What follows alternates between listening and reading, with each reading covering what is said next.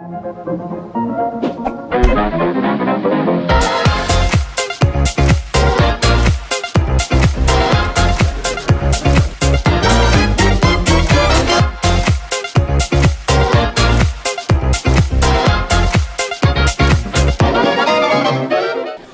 c'est Mathieu de Ludovox et aujourd'hui on est au Festival des Jeux de Cannes 2018 avec Antoine des Lumberjacks, j'arrive pas à parler, et c'est toi. C'est moi. Bonjour. Bonjour. Donc tu vas nous parler d'un jeu, c'est un prototype ici, et ça s'appelle Peanut Club. Ça s'appelle Peanut Club, c'est de Henri Carmarek, 8 ans et plus, et c'est un jeu d'ambiance. C'est un jeu familial de 3 à 6 joueurs, excusez-moi. J'allais te demander pour combien de personnes, mais tu me l'as dit. Alors qu'est-ce qu'on est dans Peanut Club et qu'est-ce qu'on essaye de faire? Alors on est des acheteurs, des collectionneurs qui viennent dans une vente hétéroclite pour acheter des objets bien spéciaux. Et au fur et à mesure qu'on va acheter des objets, le but va être de collectionner des objets qui vont plutôt nous correspondre. On a des personnages, alors je les mets là. Imaginons le bûcheron qui va par exemple collectionner les objets verts, donc ça va être plus facile pour moi d'aller collectionner les objets verts. Ensuite, après, il va y avoir des lots d'objets qu'on va acheter. Et l'objectif va être de cumuler des points, cumuler des objets qui vont nous permettre de marquer des points. Donc d'avoir certains objets ne va pas nous rapporter des points, mais si on les combine avec d'autres objets, ça va nous rapporter des points, tout simplement. Donc par exemple, ici on peut voir que la poupée vaudou, elle est à la fois rouge et à la fois verte. Exactement. Et en fait, si on va la combiner avec 2 autres objets rouges, ça va créer une combinaison de 3 objets rouges et on va prendre 3 points. Tant qu'on n'en a pas 3, on ne marque pas de points. Voilà, tout simplement. Et ensuite, les objets verts pour le bûcheron vont me faire gagner 1 point supplémentaire. Il existe aussi des objets qui sont soit antiques, comme ici, soit luxe, comme ici. Donc alors on va mettre comme ça. Et voilà, il y avait un luxe ici. Et ceux-là, ils ne correspondent à aucun personnage qui va rechercher ces objets-là. Les objets antiques et luxe, naturellement, vont rapporter 1 point. Donc par carte. Ça n'empêche pas de combiner 3 luxe ou 3 antiques pour apporter 3 points par volant, tout simplement. Donc ça peut faire 6 points juste pour cela. Donc ça, c'est comment on marque les points. C'est les seules manières de marquer les points. Et du coup, qu'est-ce qu'on va faire dans un tour de jeu? Qu'est-ce qu'on va faire de ce gros tas de cartes qui est là? Pardon. Ce gros tas de cartes, en fait, au tout début de la partie, on va chacun piocher 2 cartes pour arriver à un total de 35, pour avoir quelque chose d'équilibré chez chaque joueur. Donc une fois qu'on a notre main, on va défausser le reste des cartes. Donc ça va être notre main en monnaie. Donc il y a 3 types de monnaie. Hop, on va essayer de trouver une cacahuète. Déjà là, les gens ne comprennent pas.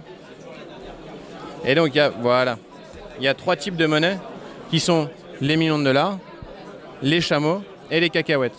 Donc ils vont avoir un ordre quand on va pouvoir faire des enchères, donc, qui est totalement aléatoire au tout début de la partie. Il va y avoir les cacahuètes qui vont être moins fortes que les chameaux, qui vont être moins fortes que les millions. D'accord? Si on fait des enchères en cacahuètes et qu'on va faire n'importe qui fait une enchère en chameau, un chameau vaut mieux que X cacahuètes. Et 1 million vaut mieux que X chameaux ou que X cacahuètes. Donc les enchères vont se faire comme ça.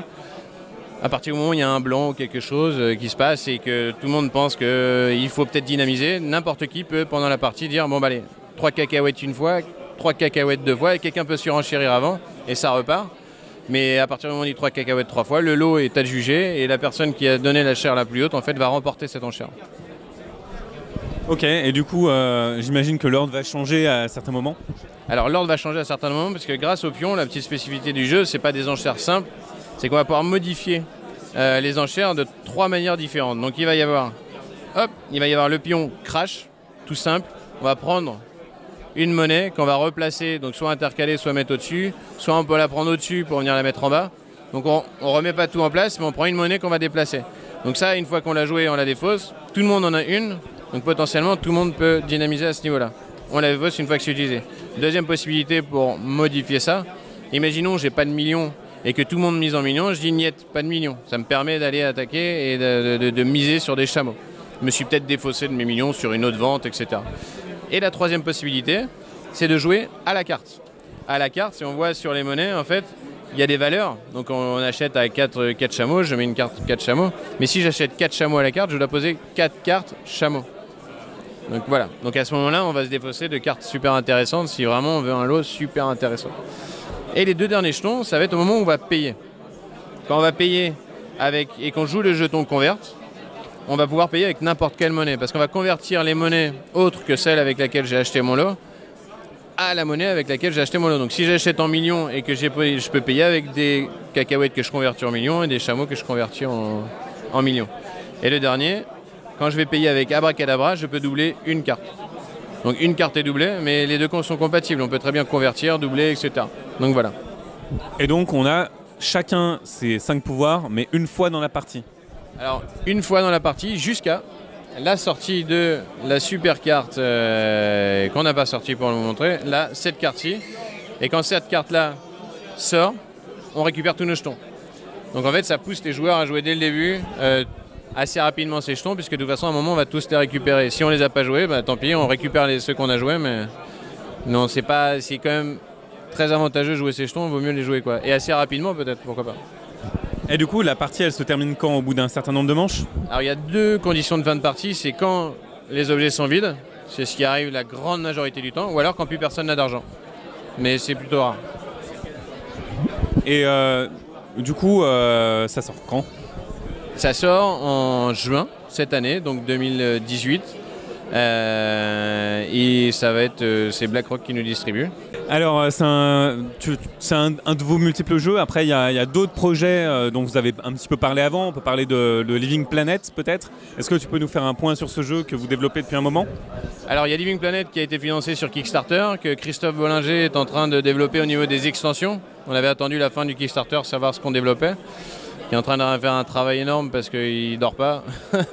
C'est Christophe, quoi. Il fait ça bien. Donc là, il va arriver vers la fin du développement des extensions et on va être en phase de test très rapidement. Donc ça sort la fin d'année, entre septembre et octobre. Et il y a un petit jeu, donc c'est pas péjoratif, mais c'est un petit jeu qui va être dans la gamme et qui va être assez spécial. C'est un jeu qui est issu de la BD La Petite Mort de Davy Mourier. Et donc c'est un jeu d'ambiance où il va falloir faire sur l'humour noir, basé sur l'humour noir, qui devrait sortir soit fin d'année, soit tout début d'année prochaine. Et il va falloir faire grandir des personnages, avec leur donner des activités, des métiers à risque, etc. Et puis la faucheuse va passer et va les tuer. Donc soit on va faucher ses propres personnages ou les personnages adverses. Et il y a une petite mécanique qui se met en place, donc c'est vraiment rigolo. Un jeu d'ambiance. Eh ben écoute, merci Antoine pour cette présentation de Peanut Club et puis des autres jeux Lumberjack. À bientôt.